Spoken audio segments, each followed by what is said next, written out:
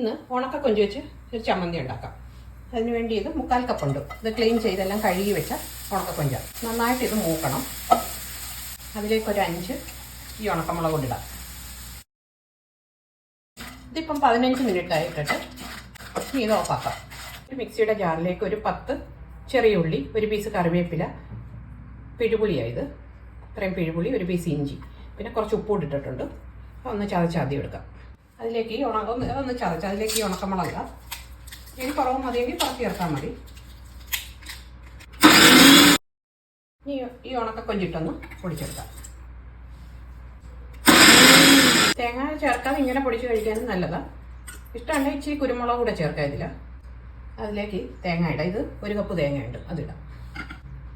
ഒത്തിരി അരയണ്ട, ഒന്ന് തിരിച്ചാൽ മതി. ഇങ്ങനൊന്ന് ചതച്ചെടുത്താൽ മതി. ഇതൊരു പാത്രത്തിലേക്ക് മാറ്റാം. ചോറിനാനൊക്കെ നല്ല ചമ്മന്തി ചെയ്ത്